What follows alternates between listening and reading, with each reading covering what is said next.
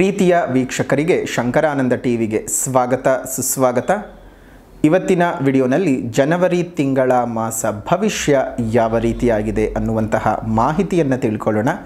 ಅದಕ್ಕಿಂತ ಮುಂಚಿತವಾಗಿ ಯಾರಾದರೂ ಶಂಕರಾನಂದ ಟಿವಿ ಯೂಟ್ಯೂಬ್ ವಾಹಿನಿಯನ್ನು ಮತ್ತು ಇನ್ಸ್ಟಾಗ್ರಾಮ್ ಪೇಜನ್ನು, ಫೇಸ್ಬುಕ್ ಪೇಜನ್ನು ಫಾಲೋ ಮಾಡ್ತಾ ಇಲ್ಲ, ಸಬ್ಸ್ಕ್ರೈಬ್ ಮಾಡ್ಕೊಂಡಿಲ್ಲ ಅಂದರೆ ಫಾಲೋ ಮಾಡಿ, ಸಬ್ಸ್ಕ್ರೈಬ್ ಮಾಡಿ. ನೆಕ್ಸ್ಟ್ ಅಪ್ಲೋಡ್ ಮಾಡುವಂತಹ ವಿಡಿಯೋಗಳು ನಿಮಗೆ ನೋಟಿಫಿಕೇಷನ್ನ ಮುಖಾಂತರ ಬಂದು ತಲುಪತ್ತೆ. ಹೊಸ ಹೊಸ ಮಾಹಿತಿಗಳನ್ನು ತಿಳ್ಕೊಳ್ಳೋದಕ್ಕೆ ಸಾಧ್ಯವಾಗುತ್ತೆ ಅಂತ ತಿಳಿಸ್ತಾ ಇವತ್ತಿನ ವಿಡಿಯೋನಲ್ಲಿ ಏನು ವಿಚಾರಗಳಿದೆ ಅನ್ನೋದನ್ನು ಗಮನ ಹರಿಸೋಣ. ಜನವರಿ ತಿಂಗಳ ಮಾಸ ಭವಿಷ್ಯ ನೋಡಿ. ಜನವರಿ ತಿಂಗಳಲ್ಲಿ ಬದಲಾವಣೆ ಆಗ್ತಾ ಇರತಕ್ಕಂತಹ ಗ್ರಹಗಳ ಬಗ್ಗೆ ಮಾಹಿತಿಯನ್ನು ನೋಡೋದಾಯಿತು ಅಂತ ಹೇಳಿದ್ರೆ, ಮೊದಲನೇದಾಗಿ 4ನೇ ತಾರೀಕು 1ನೇ ತಿಂಗಳು 2025ಕ್ಕೆ ಧನಸ್ಸು ರಾಶಿಗೆ ಬುಧ ಪ್ರವೇಶ ಮಾಡ್ತಾ ಇದ್ದಾನೆ.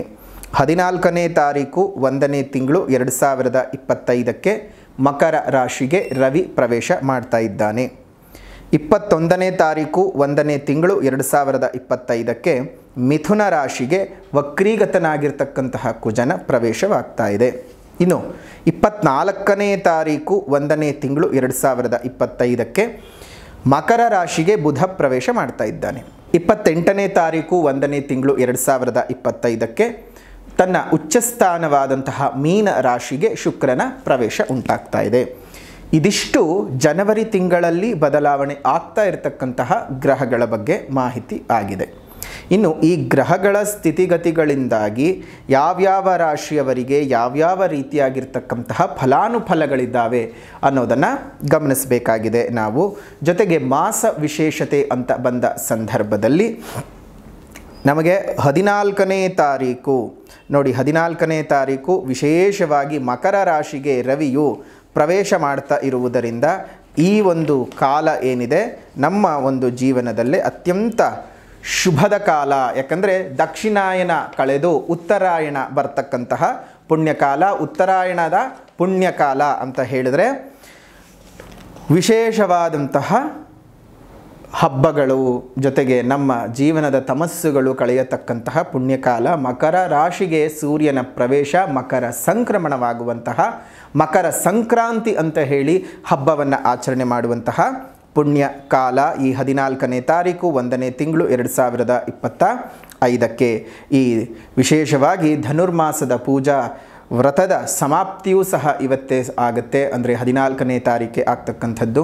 ನೋಡಿ, ಸಂಕ್ರಾಂತಿ ಹಬ್ಬ ಎಲ್ಲ ಕಡೆ ರೈತಾಪಿ ವರ್ಗದವರು ತಾವು ಬೆಳೆದಂತಹ ಬೆಳೆಗಳನ್ನು ಒಂದು ಗುಡ್ಡೆ ಹಾಕಿ ಅದಕ್ಕೆ ಪೂಜೆಗಳನ್ನು ಸಲ್ಲಿಸಿ ಅದಕ್ಕೆ ಕೊಡಬೇಕಾದಂಥ ಗೌರವ ಸ್ಥಾನಮಾನಗಳನ್ನೆಲ್ಲ ಕೊಟ್ಟು ಒಂದು ಭೂಮಿತಾಯಿಗೆ ಗೌರವಗಳನ್ನು ಕೊಡ್ತಕ್ಕಂತಹ ದಿವಸ. ನಮ್ಮೆಲ್ಲರ ಜೀವನಕ್ಕೆ ಇಷ್ಟು ಆಸರಿಯಾಗಿ ನಿಂತ್ಕೊಂಡಂತಹ ಭೂಮಿತಾಯಿಗೆ ಗೌರವ ಕೊಡ್ತಕ್ಕಂಥ ದಿವಸ. ನಮ್ಮೆಲ್ಲರ ಹೊಟ್ಟೆಗೆ ಅನ್ನ ಕೊಡ್ತಕ್ಕಂತಹ ಅನ್ನದಾತ ಬಹಳ ಸಂಭ್ರಮ ಪಡ್ತಕ್ಕಂತಹ ದಿವಸ ಈ ಒಂದು ಸಂಕ್ರಾಂತಿ ಹಬ್ಬ. ರೈತ ಬೆಳೆದ ಎಲ್ಲ ಬೆಳೆಗಳಿಗೂ ಸಹ ಅವನಿಗೆ ಸಿಗಬೇಕಾದಂತಹ ಒಂದು ಸ್ಥಾನಮಾನಗಳು, ಸಿಗಬೇಕಾದಂತಹ ಬೆಲೆಗಳು ಸರಿಯಾಗಿ ಸಿಕ್ಕು ಈ ವರ್ಷನಾದರೂ ಅವನು ನೆಮ್ಮದಿಯಾಗಿರಬೇಕು ಅನ್ನೋದು ನಮ್ಮ ಮನಸ್ಸಿನ ಅಭಿಪ್ರಾಯ. ಮತ್ತು ದೇವಿಯಲ್ಲಿ ನಾವು ಸಹ ಅದೇ ರೀತಿಯಾಗಿ ಪ್ರಾರ್ಥನೆಯನ್ನು ಮಾಡ್ತೀವಿ ಮತ್ತು ಆಶೀರ್ವಾದವನ್ನು ಸಹ ಮಾಡ್ತೀವಿ. ಶುಭವಾಗಲಿ ತಮ್ಮೆಲ್ಲರಿಗೂ. ರೈತ ನಮ್ಮ ದೇಶದ ಬೆನ್ನೆಲುಬು. ಅವನ ಸುಖ ಸೌಖ್ಯದ ವೃದ್ಧಿ ನಮ್ಮೆಲ್ಲರಿಗೂ ಸಹ ಸೌಖ್ಯವನ್ನೇ ತಂದುಕೊಡುತ್ತೆ. ಅದರ ಜೊತೆಗೆ ನಾವು ಗಮನಿಸೋದಾಯಿತು ಅಂತ ಹೇಳಿದ್ರೆ, ನಮಗೆ ಈ ಒಂದು ವಿಶೇಷವಾಗಿ ಈ ಜನವರಿಯ ತಿಂಗಳಲ್ಲಿ ತುಂಬ ಅಂದರೆ ಮುಖ್ಯವಾಗಿರ್ತಕ್ಕಂಥದ್ದು ಈ ಸಂಕ್ರಾಂತಿ ಹಬ್ಬದ ಆಚರಣೆ. ಸಂಕ್ರಾಂತಿ ಹಬ್ಬದ ವಿಶೇಷವಾದಂತಹ ಒಂದು ಫಲಾನುಫಲಗಳನ್ನು ನಾವು ನೋಡ್ಕೊಳ್ಬೇಕಾಗ್ತದೆ. ಈ ಒಂದು ವಿಚಾರಗಳನ್ನು ನೋಡೋದಾಯಿತು ಅಂದರೆ ಈ ಸಂಕ್ರಾಂತಿ ಹಬ್ಬದಲ್ಲೇ ನೋಡಿ, ಎಳ್ಳು ಬೆಲ್ಲವನ್ನು ನಾವು ಎಲ್ರಿಗೂ ಕೊಡ್ತಕ್ಕಂಥದ್ದು. ಎಳ್ಳು ಬೆಲ್ಲ ತಿಂದು ಒಳ್ಳೆಯ ಮಾತನ್ನು ಆಡಬೇಕು ಅಂತ ಹೇಳ್ತಾರೆ. ಎಳ್ಳು ಮತ್ತು ಬೆಲ್ಲ ನಮ್ಮ ದೇಹಕ್ಕೆ ಎಷ್ಟು ಬಹಳ ಪುಷ್ಟಿಯನ್ನು ತಂದುಕೊಡುತ್ತೆ. ದೇಹದಲ್ಲಿ ಜಿಡ್ಡಿನ ಅಂಶಗಳನ್ನು ಜಾಸ್ತಿ ಮಾಡ್ತಕ್ಕಂಥದ್ದು, ಚರ್ಮಗಳ ಒಡಕಲುಗಳನ್ನು ಸರಿ ಮಾಡ್ತಕ್ಕಂಥದ್ದು ಎಲ್ಲವೂ ಸಹ ನಮ್ಮ ಪೂರ್ವಿಕರು ನಮ್ಮ ದೇಹಕ್ಕೆ ತುಂಬಿರ್ತಕ್ಕಂತಹ ವಿಚಾರಧಾರೆಗಳಾಗಿರುತ್ತೆ, ವಿಜ್ಞಾನದ ವಿಚಾರಧಾರೆಗಳಾಗಿರುತ್ತೆ. ಹಾಗಾಗಿ ಇಂತಹ ವಿಶೇಷವಾದಂತಹ ಸಂಕ್ರಾಂತಿ ಹಬ್ಬಕ್ಕೂ ಮುಂಚಿತವಾಗಿ ಅಂದರೆ 11ನೇ ತಾರೀಕು 1ನೇ ತಿಂಗಳು 2025 ಈ ಶನಿವಾರದ ಶನಿ ಪ್ರದೋಷದ ದಿವಸ ಹಲವು ರಾಶಿಗಳಿಗೆ ಇರ್ತಕ್ಕಂತಹ ಶನಿ ಪೀಡನೆಗಳ ದೂರ ಮಾಡೋದಕ್ಕೋಸ್ಕರವಾಗಿ ಶನಿ ಮಹಾಯಾಗವನ್ನು ಮಾಡ್ತಾ ಇದ್ದೇವೆ. ಆ ಶನಿ ಮಹಾಯಾಗದಲ್ಲಿ ತಾವೆಲ್ಲರೂ ಸಹ ಬಂದು ಭಾಗವಹಿಸಬಹುದು. ವಿಶೇಷವಾದಂತಹ ಶನಿದೇವರ ಕೃಪೆಗೆ ಪಾತ್ರರಾಗಬಹುದು ಅಂತ ಹೇಳ್ತಾ, ನೀವೇನಾದರೂ ಶನಿ ಯಾಗದಲ್ಲಿ ನಿಮ್ಮ ಹೆಸರನ್ನು ನೋಂದಾಯಿಸಿಕೊಳ್ಬೇಕು ಅಂತ ಅಂದುಕೊಂಡಿದ್ರೆ ಈಗಲೇ ಸಹ ನಿಮ್ಮ ಹೆಸರನ್ನು ನೋಂದಾಯಿಸಿಕೊಳ್ಳಬಹುದು. ವಿಶೇಷವಾಗಿ ಪೂಜೆಯ ನಂತರದಲ್ಲಿ ಶನಿಶಿಂಗಣಾಪುರ ಮತ್ತು ತಿರುನಲ್ಲಾರಿನಿಂದ ಪೂಜೆ ಮಾಡಿ ತರಿಸುವಂತಹ ಶನಿ ರಕ್ಷಾ ಕವಚವನ್ನು ಕೊಡ್ತೇವೆ. ಆ ಶನಿ ರಕ್ಷಾ ಕವಚವನ್ನು ಕೈಗೆ ಕಟ್ಕೊಳ್ಬೇಕು. ಅದೇ ರೀತಿಯಾಗಿ ಯಾಗದ ನಂತರದಲ್ಲಿ ಕೊಡುವಂತಹ ರಕ್ಷಾ ಪ್ರಸಾದವನ್ನು ನೀವು ಪ್ರತಿನಿತ್ಯ ಹಣೆಗೆ ಹಚ್ಕೊಳ್ತಾ ಬರಬೇಕು. ಅದರಿಂದ ಶನಿ ಕಾಟಗಳೇನಾದರೂ ಇದ್ದರೆ ದೂರ ಆಗುತ್ತೆ. ಇದೇ ಜನವರಿ 11ನೇ ತಾರೀಕು ಈ ಒಂದು ವಿಶೇಷವಾದಂಥ ಯಾಗ ನಡೀತಾ ಇದೆ. ಆ ಯಾಗದಲ್ಲಿ ನಿಮ್ಮ ಹೆಸರನ್ನು ನೋಂದಾಯಿಸ್ಕೊಳ್ಳಿ. ತಮ್ಮೆಲ್ಲರಿಗೂ ಸಹ ಶುಭವಾಗಲಿ, ಮಂಗಳವಾಗಲಿ. ಇನ್ನು ಈ ಎಲ್ಲ ಗ್ರಹಗಳ ಪರಿಚಲನೆಯಿಂದಾಗಿ ಯಾವ ರೀತಿಯಾದಂತಹ ಒಂದು ಫಲಾನುಫಲಗಳನ್ನು ವೃಷಭ ರಾಶಿಯವರು ಅನುಭವಿಸ್ತಾರೆ ಅನ್ನೋದನ್ನು ಗಮನಿಸೋಣ. ವೃಷಭ ರಾಶಿಯವರಿಗೆ ಜನವರಿ ತಿಂಗಳಲ್ಲಿ ಒಂದಷ್ಟು ಅದೃಷ್ಟ ಅಂತಲೇ ಹೇಳ್ಬೋದು. ಆದಾಯ ಅಂತೂ ತುಂಬಾ ಹೆಚ್ಚಿಗೆ ಆಗುತ್ತೆ, ಖರ್ಚುಗಳು ಕಡಿಮೆ ಆಗುತ್ತೆ. ಕುಟುಂಬದ ಒಳಗಡೆ ಇದ್ದಂತಹ ಎಲ್ಲ ಮನಸ್ತಾಪಗಳು ಸಹ ದೂರ ಆಗುತ್ತೆ. ಎಲ್ಲ ಬೆಳವಣಿಗೆಗಳು ನಿಮ್ಮ ಬದುಕಿನಲ್ಲಿ ನಿಧಾನಕ್ಕೆ ಆರಂಭವಾಗುತ್ತೆ. ವಿದೇಶದಲ್ಲಿ ಕೆಲಸವನ್ನು ಮಾಡಬೇಕು ಅಥವಾ ಕೆಲಸವನ್ನು ಅರಸ್ತಾ ಇದ್ದಂಥವರಿಗೆ ಶುಭದ ಸುದ್ದಿಗಳು ಬರೋದಕ್ಕೆ ಶುರುವಾಗುತ್ತೆ. ಅನೇಕ ಕಾರಣಗಳು ನಿಮ್ಮ ಸಂತೋಷಕ್ಕೆ ಕಾರಣವಾಗ್ತವೆ. ಹಲವು ಘಟನೆಗಳು ನಿಮ್ಮ ಸಂತೋಷಕ್ಕೆ ಕಾರಣವಾಗ್ತವೆ. ಸಾಲದ ಮುಗ್ಗಟ್ಟಿನಿಂದ ಆಚೆ ಬರ್ತೀರಿ. ಕೆಲವರು ಸಾಲ ಮಾಡ್ಕೊಂಬಿಟ್ಟಿರ್ತೀರಿ. ನಾನು ಯಾರೇ ಆಗಲಿ ಕೇಳೋ ವೃಷಭರಾಶಿಯವರು ಅಂತ ಹೇಳಲ್ಲ, ಸಾಲ ಯಾರೇ ಮಾಡ್ಕೊಳ್ಳಿ, ಬಟ್ ಆದರೆ ಯೋಚನೆ ಮಾಡ್ಕೊಳ್ಳಿ. ಸಾಲವನ್ನು ಕೊಂಬಾಗ ಹಾಲನ್ನು ಉಂಡಂತೆ, ಸಾಲ ತೆಗೆದುಕೋಬೇಕಾದ ಸಂದರ್ಭಕ್ಕೆ ಹಾಲು ಅನ್ನ ತಿಂದಂತೆ, ಸಾಲಿಗನು ಬಂದು ಬಾಗಿಲ ಬಳಿ ನಿಂತಾಗ ಕಿಬ್ಬದಿಯ ಕೀಲು ಮುರಿದಂತೆ. ಸಾಲ ಕೊಟ್ಟವನು ವಾಪಸ್ ಬಂದು ಕೇಳಿದಾಗ ಬಾಗಿಲಲ್ಲಿ ನಿಂತ್ಕೊಂಡಾಗ ಕಿಬ್ಬದಿಯ ಕೀಲು ಮುರಿದಂತೆ. ಸರ್ವಜ್ಞ ಆಗಿನ ಕಾಲಕ್ಕೆ ಸರ್ವಜ್ಞ ಹೇಳಿಬಿಟ್ರ 700-800 ವರ್ಷದ ಹಿಂದೆ ಮಾಡಬೇಡ್ರೋ ಸಾಲ ಅಂತ.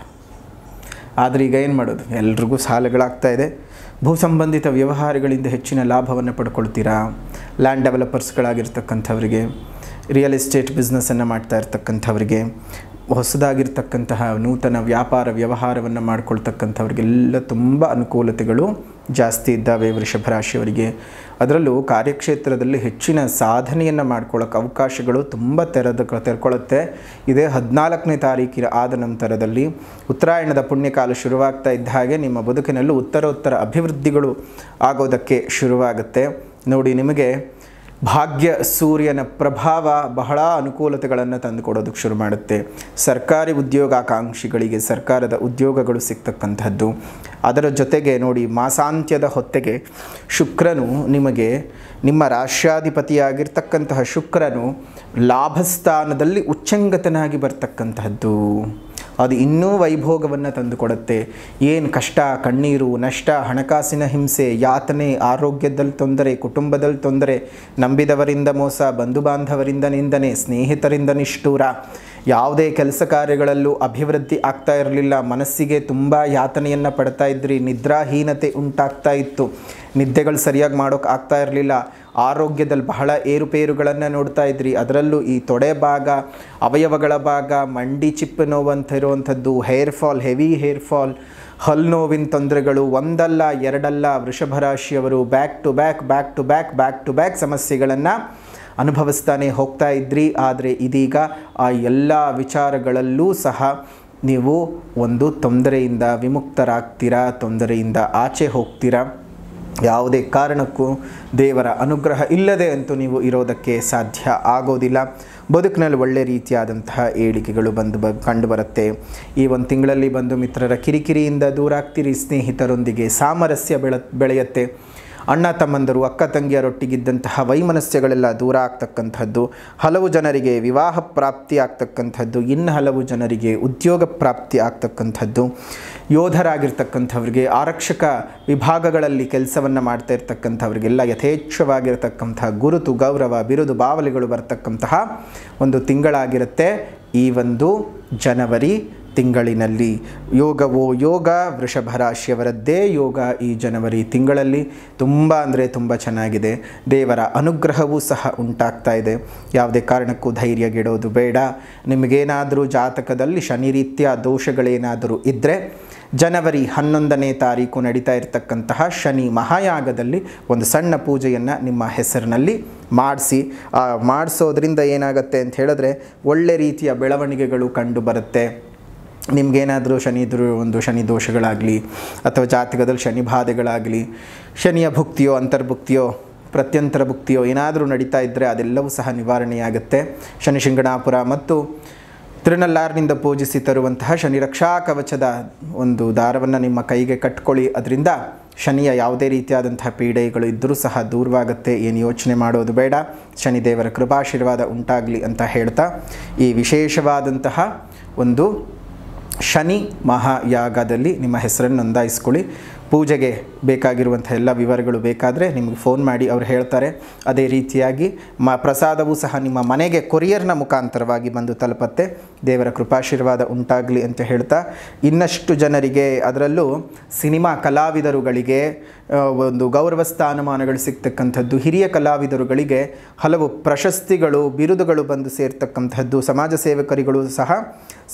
ಸೇವಕರುಗಳಿಗೂ ಸಹ ಉತ್ತಮವಾದಂತಹ ಒಂದು ತಿಂಗಳು ಅಂತಲೇ ಹೇಳಬಹುದು. ಒಳ್ಳೆ ರೀತಿಯ ದಿನಮಾನಗಳು ಈ ಒಂದು ಜನವರಿಯ ತಿಂಗಳಿನಲ್ಲಿ ಇರ್ತಕ್ಕಂಥದ್ದು ತುಂಬಾ ಚೆನ್ನಾಗಿದೆ. ವೃಷಭ ರಾಶಿಯವರಿಗೆ ಧೈರ್ಯಗೆಡಬೇಡಿ. ಭಗವಂತನ ಕೃಪಾಶೀರ್ವಾದ ಉಂಟಾಗ್ತಾ ಇದೆ. ಅದನ್ನು ಅಷ್ಟೇ ಚೆನ್ನಾಗಿ ಉಪಯೋಗಿಸ್ಕೋಬೇಕು. ಅಷ್ಟೇ ಚೆನ್ನಾಗಿ ಉಪಯೋಗಿಸ್ಕೊಂಡು ದೇವರ ಆಶೀರ್ವಾದವನ್ನು ಪಡ್ಕೊಳ್ಳಿ.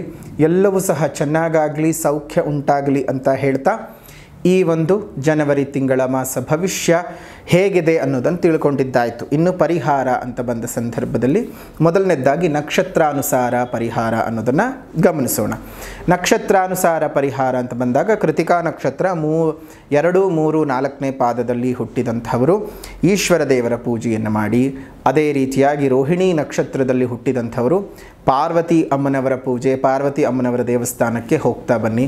ಮೃಗಶಿರ ನಕ್ಷತ್ರದಲ್ಲಿ ಹುಟ್ಟಿದಂಥವರು ಪ್ರತಿ ದಿವಸ ಸುಬ್ರಹ್ಮಣ್ಯ ದೇವರ ಪ್ರಾರ್ಥನೆಯನ್ನು ಮಾಡ್ತಾ ಬನ್ನಿ. ಅದರಲ್ಲೂ ನಾಗರೂಪಿ ಸುಬ್ರಹ್ಮಣ್ಯನಿಗೆ ಬಹಳ ಪ್ರಾರ್ಥನೆಯನ್ನು ಮಾಡೋದ್ರಿಂದ ಇನ್ನಷ್ಟು ಹೆಚ್ಚಿನ ಅನುಕೂಲತೆಗಳು ಉಂಟಾಗುತ್ತೆ. ಇದು ಪ್ರಕೃತಿಯನ್ನು ಉಳಿಸಿ, ಪ್ರಕೃತಿಯನ್ನು ಬೆಳೆಸಿ, ಸಾಧ್ಯವಾದ ಕಡೆ ಗಿಡಗಳನ್ನು ನೆಟ್ಟು ಪೋಷಣೆ ಮಾಡಿ ಮರಗಳನ್ನು ಉಳಿಸ್ಕೊಳ್ಳಿ. ನಿಮ್ಮ ಮನೆ ಮುಂದೆ ಮತ್ತು ಮೇಲ್ಭಾಗದಲ್ಲಿ ಸಣ್ಣ ಸಣ್ಣ ಕುಂಡಗಳಲ್ಲಿ ನೀರನ್ನು ಇಡ್ತಾ ಬನ್ನಿ. ಅದರಿಂದ ಅತಿ ಹೆಚ್ಚಿನ ಅವಕಾಶಗಳು ನಿಮ್ಮ ಬದುಕಿನಲ್ಲಿ ಭಗವಂತನೇ ಮಾಡಿಕೊಡ್ತಾನೆ. ಪರಿಸರವನ್ನು ಉಳಿಸಿದ್ದಕ್ಕೆ, ಪಶು ಪಕ್ಷಿಗಳಿಗೆ ಆಸರೆಯಾಗಿದ್ದಕ್ಕೆ, ನೀವು ಕೊಡೋ ಒಂದು ಹನಿ ನೀರು ಒಂದು ಜೀವಿಯ ಜೀವವನ್ನು ಉಳಿಸುತ್ತೆ. ಆದ್ದರಿಂದ ನಿಮ್ಮ ಬದುಕೇ ಹಸನಾಗುತ್ತೆ. ಎಲ್ಲರಿಗೂ ಸಹ ಶುಭವಾಗಲಿ, ಒಳ್ಳೆಯದಾಗಲಿ ಅಂತ ಹೇಳ್ತಾ ಈ ಸಂಕ್ರಾಂತಿ ಹಬ್ಬ ನಿಮ್ಮೆಲ್ಲರ ಜೀವನದಲ್ಲಿ ಹೊಸ ಏಳಿಗೆಯನ್ನು ತೆಗೆದುಕೊಂಡು ಬರಲಿ. ಎಳ್ಳು ಬೆಲ್ಲ ತಿನ್ನಿ, ಒಳ್ಳೆಯ ಮಾತನ್ನು ಆಡಿ. ತಮ್ಮೆಲ್ಲರಿಗೂ ಮಕರ ಸಂಕ್ರಾಂತಿ ಹಬ್ಬದ ಹಾರ್ದಿಕ ಶುಭಾಶಯಗಳು. ಶುಭವಾಗಲಿ, ಮಂಗಳವಾಗಲಿ. ಇನ್ನು ಇದಾಗಿತ್ತು ನಮ್ಮ ಈ ವಿಶೇಷವಾದಂತಹ ವೃಷಭ ರಾಶಿಯವರ ಒಂದು ಜನವರಿ ತಿಂಗಳ ಮಾಸ ಭವಿಷ್ಯ. ಗುರುಗಳೇ, ನಮಗೆ ನಕ್ಷತ್ರ ಗೊತ್ತಿಲ್ಲ, ನಂದು ವೃಷಭ ರಾಶಿ, ಆದರೆ ಯಾವ ನಕ್ಷತ್ರ ಅಂತ ಗೊತ್ತಿಲ್ಲ, ನಾನೇನು ಪರಿಹಾರ ಮಾಡ್ಕೋಬೇಕು ಅಂತ ಕೇಳಿದಂಥವರಿಗೆ ನೀವು ಪ್ರತಿನಿತ್ಯವೂ ಸಹ ಮೀನಾಕ್ಷಿ ಪಂಚರತ್ನಂ ಸ್ತೋತ್ರದ ಪಠಣವನ್ನು ಮಾಡಿ. ಶುಭವಾಗಲಿ, ಮಂಗಳವಾಗಲಿ. ಇದಾಗಿತ್ತು ವೃಷಭ ರಾಶಿಯವರ ಜನವರಿ ತಿಂಗಳ ಮಾಸ ಭವಿಷ್ಯ. ವಿಡಿಯೋ ಇಷ್ಟ ಆಗಿದ್ದರೆ ಲೈಕ್ ಮಾಡಿ, ಶೇರ್ ಮಾಡಿ, ಕಮೆಂಟ್ ಮಾಡಿ. ಪುನಃ ಮತ್ತೊಂದು ವಿಡಿಯೋದೊಂದಿಗೆ ಭೇಟಿ ಮಾಡ್ತೇವೆ. ಅಲ್ಲಿವರೆಗೂ ನಮಸ್ಕಾರ. ಲೋಕ ಸಮಸ್ತ ಸುಖಿನೋ ಭವಂತು, ಸಕಲ ಸನ್ಮಂಗಳಾನಿ ಭವಂತು, ಸರ್ವೇ ಜನಾಃ ಸುಖಿನೋ ಭವಂತು, ಸಮಸ್ತ ಸನ್ಮಂಗಳಾನಿ ಭವಂತು.